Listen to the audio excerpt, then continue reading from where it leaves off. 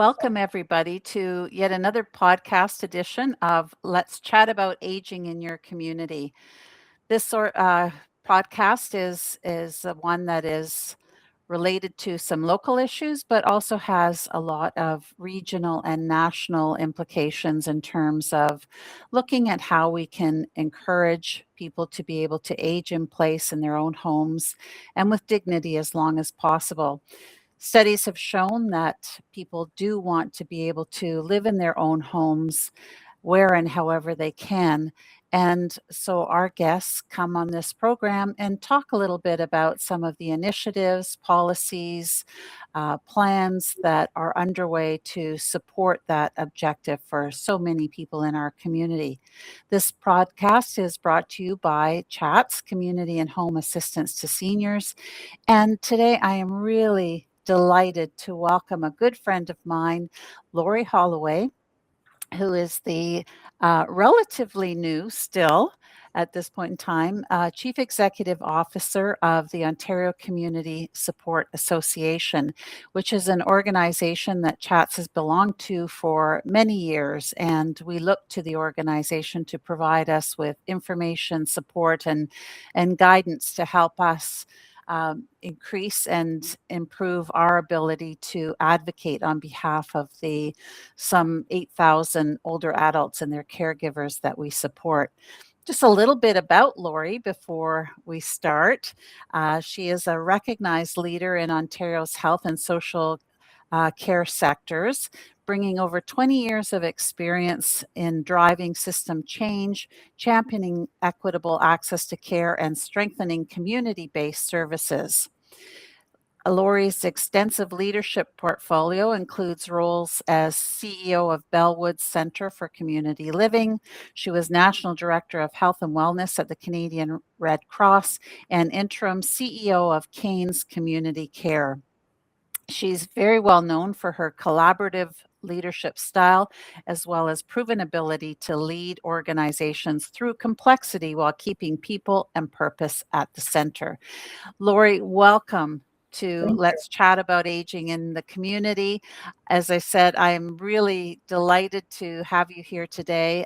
We've known each other for a long time, and I was so thrilled when it was announced that you were the new CEO for the OCSA, or Ontario Community Support Association, because I know your background is just going to lead us in so many important directions in the right way.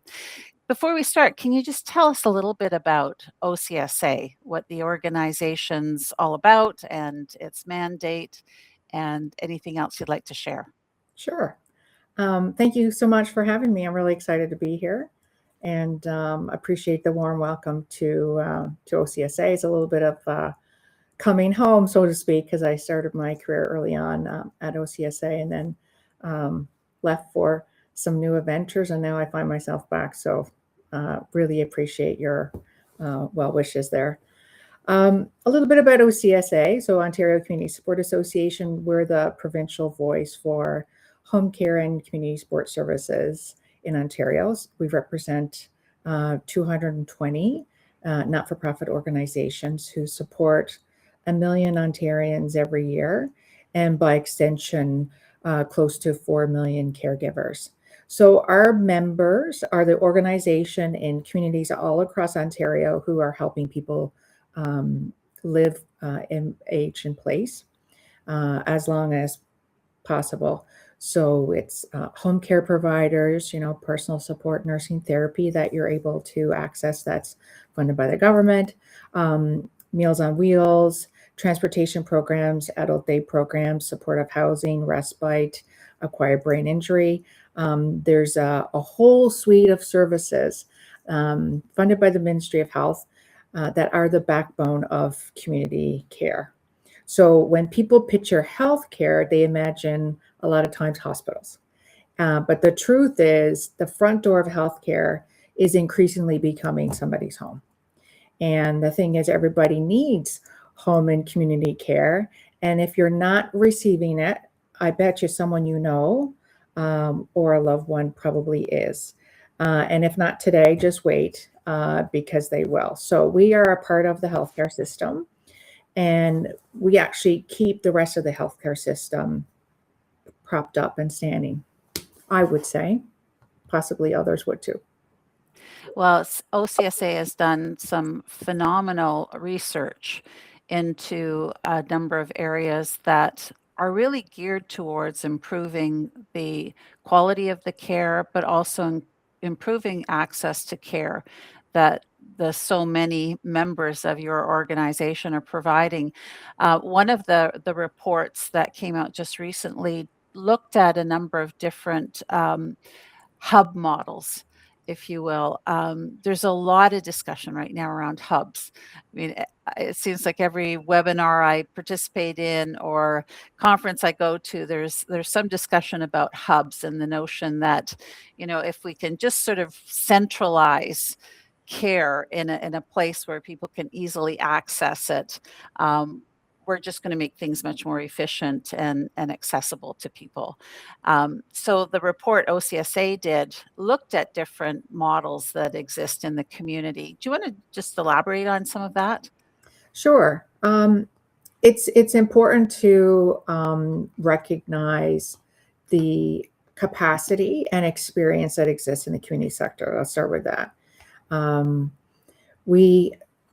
We have a challenge in this province of our healthcare system is under really great strain.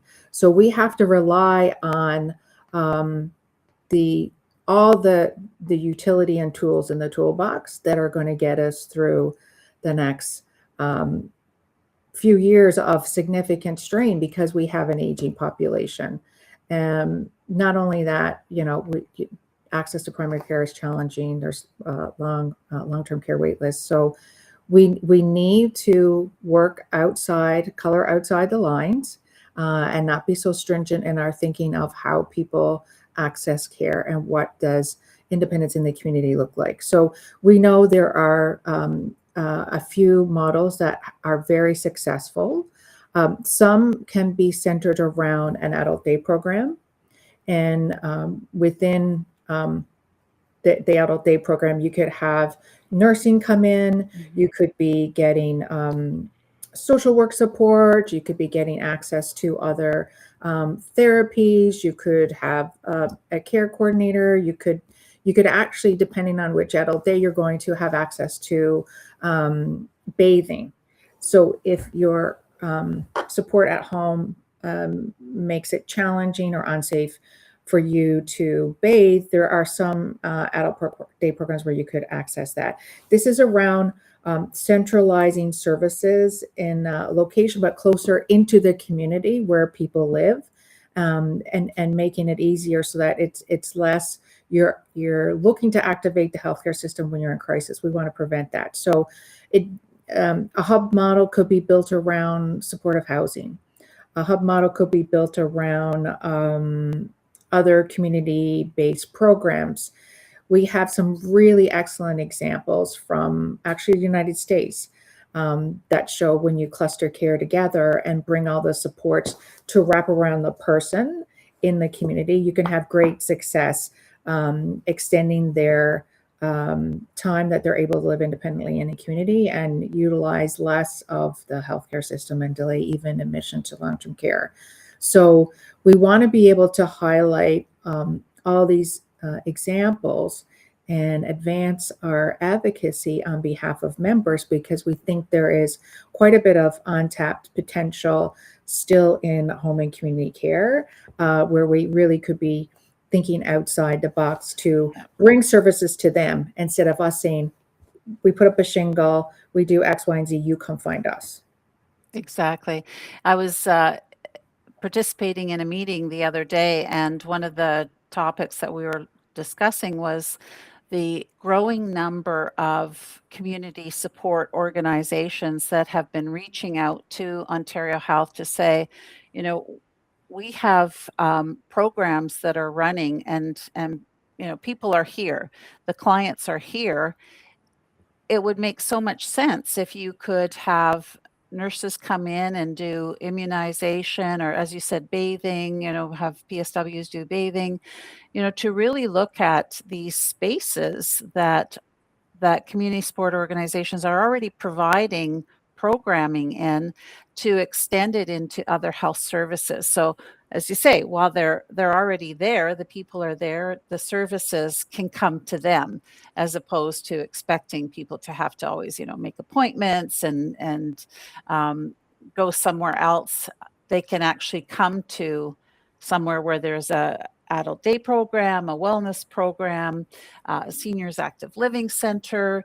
There's so many programs that are operating that have the space, but we need to look at how we can truly be creative in integrating other kinds of care in those spaces.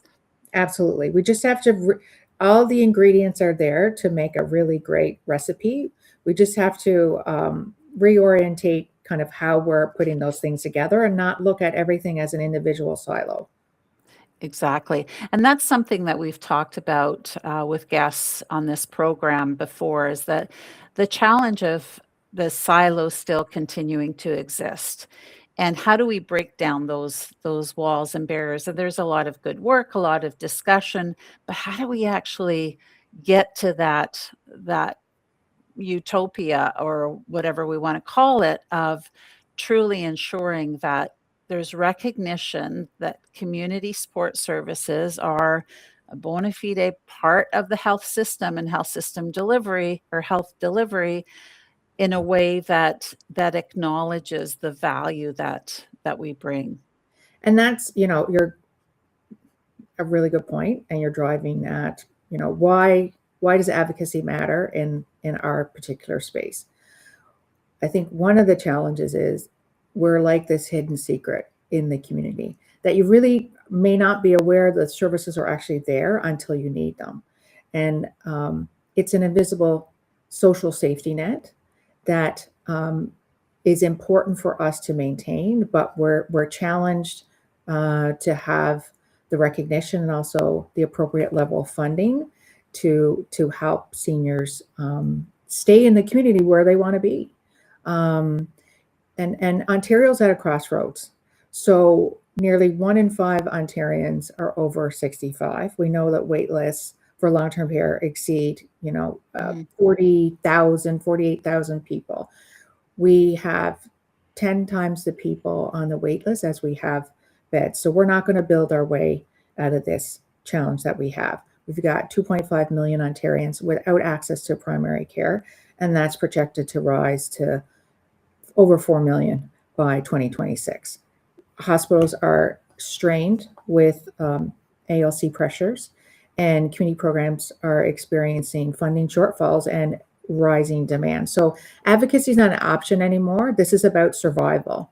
The system needs us to speak up because the consequences of being silent are real, and most people end up in hospital beds simply because the support is not there for them at home. So it's also about bringing voice to people who may not have a voice.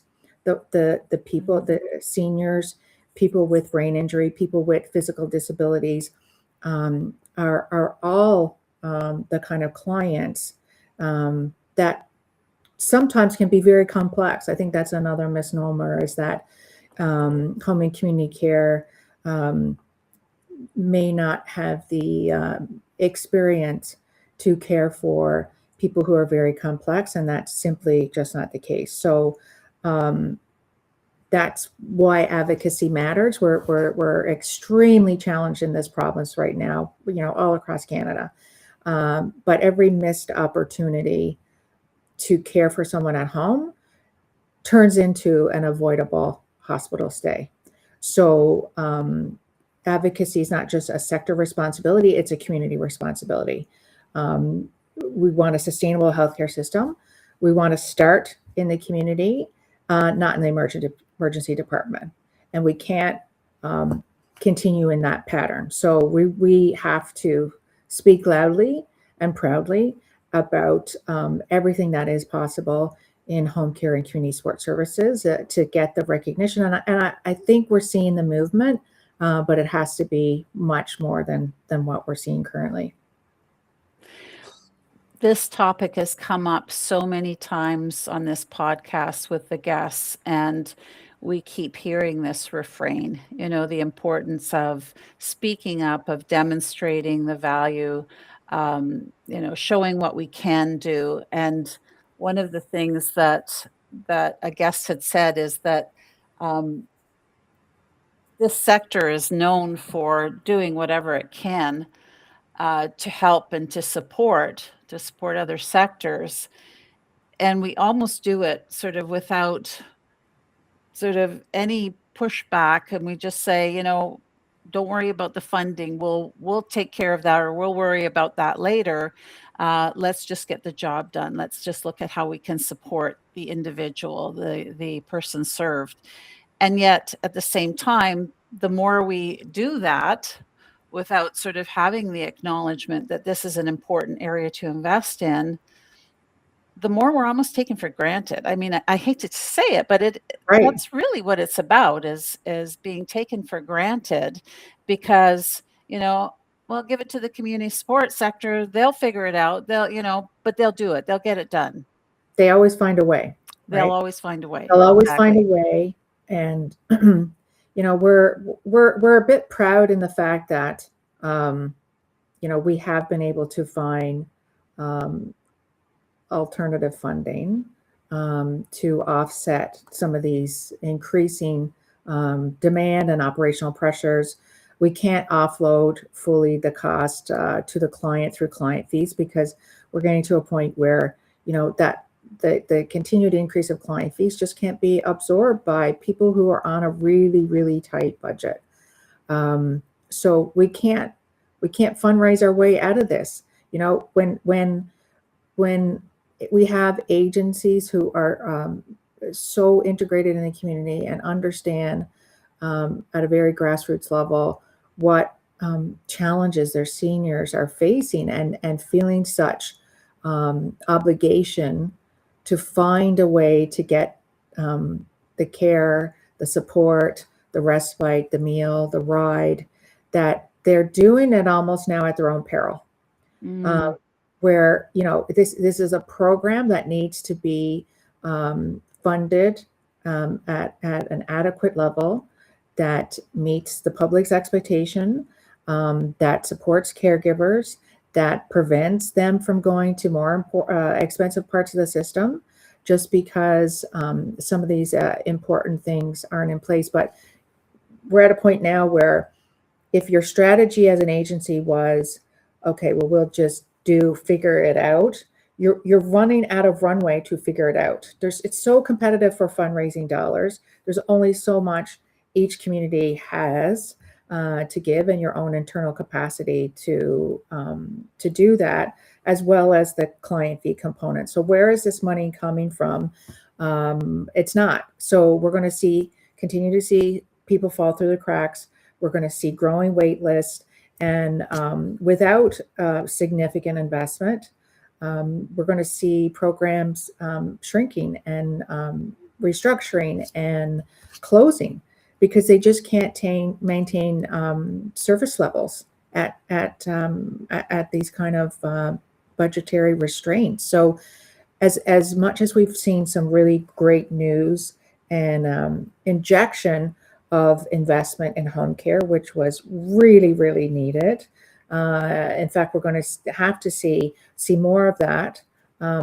That's a really good indication that the government recognizes, okay, we got to pivot here.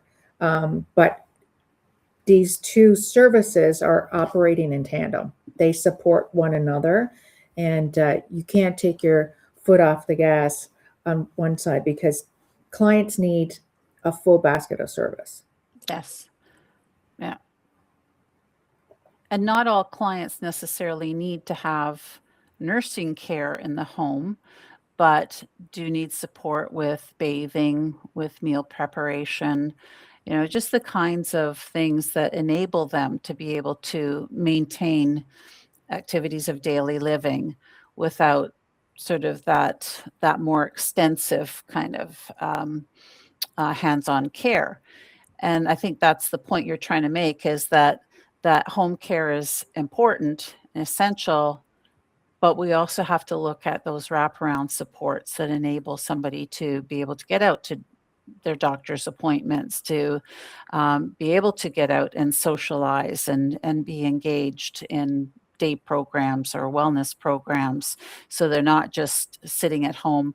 My mother-in-law many years ago used to call them, housebound seniors, because they didn't have the resources and supports available to get them to be able to stay active and in the community, or shut-ins they were also called. So these community supports, as you say, go hand in hand. I like that notion. And what you're talking about is the recent investment of $1 billion into home care, and yet sort of being very appreciative, but very silent on, okay, and what about the other supports that go hand in hand? Exactly. And wouldn't it be great if we can get to a place where home care is a very important component of a healthy healthcare system, of proactive solutions to help people remain at home and even die at home. We're seeing a movement of programs and fundings, policy, whereby how do we facilitate this, whether it be hospital to home, hospital at home, long-term care available to community who may be on the wait list, but like how are we being creative in bringing more supports into the home? And the way that we've been looking at it right now, from if you look at it purely from a funding lens, is we're going to do whatever it takes to pull you through, and get you at home, and you're probably post-acute, very high care levels. We'll throw everything at you that we can over X amount of weeks, but then what? And so if we could build the bridges and the capacity to see the full continuum available in the community, this would, with a warm handoff to community support services to do the maintenance on the whatever it may be, right? The personal support, the homemaking, meal prep, or meal delivery, friendly visiting, or security safety check, whether in person or by the phone, respite for the caregiver. Like there's so much of that component that could continue as they make their way down and ramped off those very high intensity supports. People can see improvement with high intensity supports over an X period of time. You actually have the capacity to do much better once you're at home. Yes. So we need to be part of that conversation. We need to be part of that planning, and certainly recognized in those funding envelopes and opportunities. Yeah. You said something really interesting. You said advocacy is not an option, it's about survival. Let's talk about the advocacy campaign that OCSA has developed for your members, for the sector. And most importantly, how do we involve the people that we're actually serving to become advocates with us? So I'll back up around your first question around our ask. So we tried to get ahead of it as early as possible. There's opportunities to inform the government about next year's budget. So our pre-budget submission, hopefully we've made a really good case about how essential home care and community support services are in that continuum that we talked about. But it's also, let's call a spade, it's cost effective. It's extremely cost effective. And it's what Ontarians want. People want to be at home. Yeah. So, as you said, we appreciate the recent investments in home care, which has created great stability. But we need to extend that commitment now across the full system, which includes community support services, where we need to continue to grow. We know the demand is there. So Our ask is protect the progress that you've made in home care. We're asking for a renewed investment of $442 million commitment over 3 years. So that would, and we're asking for specifically that would be allocated to 5% to the base budget growth, not just on volume, and 5% growth for wages. So we've seen what the funding can do. We've done some fantastic analysis on when you do have targeted investments to wage and to base rates, you're getting a reduction in PSW turnover by 38%. With that first injection of billions of dollars a couple of years ago, 5% service volume growth, hundreds of thousands of new hours of nursing care, less missed visits, reduction in PSW turnover is significant, right? Like when you can reduce PSW turnover in home care by 38% and get 1,400 new PSWs in the system, Exactly. Yeah. right, and 1.8 million new hours of care, that's significant. So we want to maintain that. And then we also want to build capacity for community support services. So our CSS agencies are in crisis. There's no doubt about it.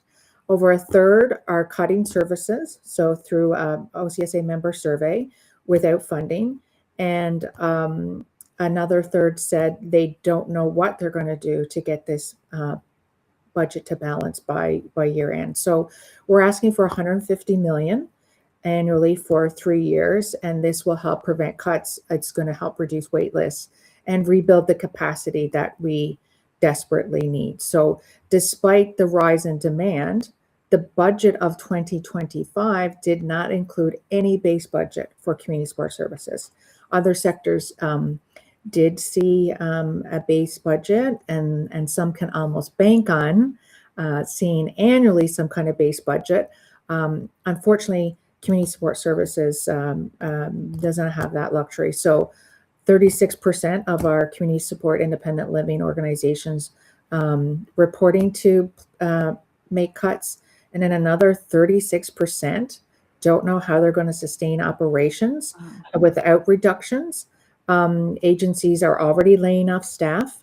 They're reducing program hours, they're increasing client co-pays, and they're growing their wait lists. And this is really opposite to what we think really the government should be doing when you're recognizing rising healthcare costs. People want to be at home. Let's do what it takes to facilitate them being at home. And then the other ask you referenced earlier, how do we invest in healthy aging? So we're very focused right now on ALC pressures and long-term care wait lists. Mm-hmm. I understand why that is, but we also got to think about, okay, how are we going to get upstream? So Exactly. we're calling on the government for a $20 million annual investment so we can scale these wellness hub models that we know that work. So we can invest in NORCs, naturally occurring retirement communities. We know that these things work, but we need now to see that anchored. And in community support services know what the community needs. They understand these buildings where seniors are clustered together. They have the trust of their communities. They already have accountability agreements. So we believe that the cost of a NORC coordinator, $80,000 to $100,000 annually, is comparable to operating costs of a single long-term care bed, but could avoid probably $600,000 in capital costs to build that bed. So avoiding every single long-term care admission offsets the full cost of a coordinator. So we'd really like to see that happen. And that if the government is slow to understand and recognize the value that we're bringing, this is where advocacy and grassroots advocacy is extremely important. We need a really strong ground game. We need our members. We need the caregivers, anybody involved in the circle of care, the clients, if they have the capacity. Everybody needs to be involved. This is not just something that the CEO does. to raise awareness or policy people do. Grassroots advocacy is about the sector. We have a superpower that we have yet to unleash, right? So many people involved, even the volunteers, Yeah. right? They can tell really powerful stories of what success looks like Yeah. in the community, right? So the policymakers need to hear from us, and I can go and have meetings and explain how important this is. But if you can go in and tell a really personal story, our elected officials, the policymakers, they remember that, right? They remember the experience that the person was able to convey, of how that directly impact them, or conversely, when they can't get the supports, and then what happens. So it's very personal, and we have to continue to find ways to empower our communities in the very broadest sense to tell their stories, and carry forward that really positive message. So hopefully that translates into future And the investment. OCSA website has a really good area where you can go and get information on how to get involved, how to connect with your MPP. And I have to tell you that at Chats, we also leaned heavily on OCSA's background for our own advocacy campaign called Invest in Chats. But of course, it's about investing in the supports, in the services, and the programs, and the care that organizations like Chats deliver. And to your point, it's not just us in the organizations that need to be talking about these issues with our local elected officials. We need to be encouraging our volunteers, our caregivers, our clients to do the same, because there's strength in numbers. But speaking with my political hat on, we know that seniors vote.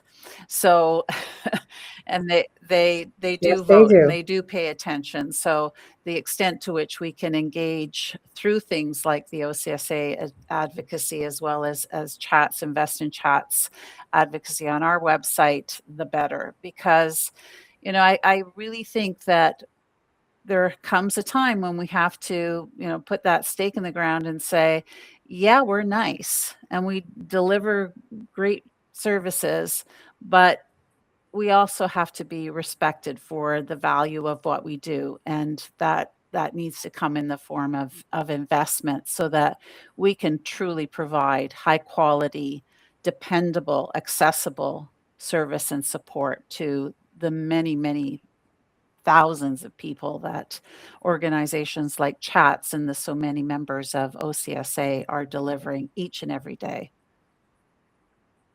And it doesn't Yeah. need to be a scary thing, right?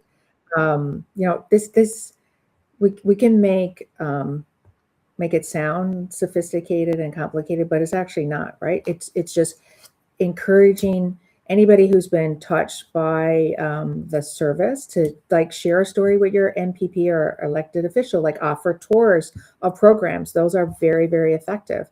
So it's that continued building that relationship, right? And helping our messages land. And then it could be as simple as a social media post. Chat's been really great, like your work building your online profile and maintaining aligning with our message has been fantastic. But if anybody wanted to make a social media post or write a letter or start a conversation at a community event, it's often just about telling the story. This service prevented my mom from going into a long-term care home, or this service allowed me to keep my job so that I could continue to care for my dad. And if you have great stories, feel free to share them with OCSA. We would certainly like to have them in our catalog to amplify, and call your MPP and just let them know how important this service is to you and your community. It really could be as simple as that. Well, Lori, I can't believe that we're at the end of our time. It's gone so fast, and you've really been a wealth of information. And I think most importantly, a voice of encouragement that, you know, we're at the right place in the right time. We are providing that value in helping people to fulfill their objective of being able to stay in their own communities and in their own homes. And I want to thank you for the leadership that you provide to all of us as members of OCSA, but by extension to all the Ontarians who are benefiting from the services providing by the many members of OCSA. So thank you so much for being here.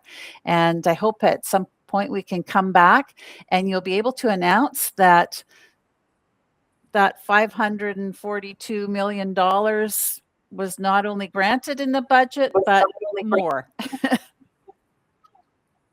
I would love that, because when we have home and community care together is stronger when we work together, and then the whole system stands stronger. So I really hope that there's an opportunity for me to come back and share some welcome news about new investment. And we will give people the information on how to contact OCSA, and in particular to get more information about the advocacy campaign, how they can get involved. And of course, also encourage people to have a look at www.chats.on.ca. And I think it's a / or whichever direction it goes, invest in chats, which, as I said, takes a lot of our information from the research that OCSA has done.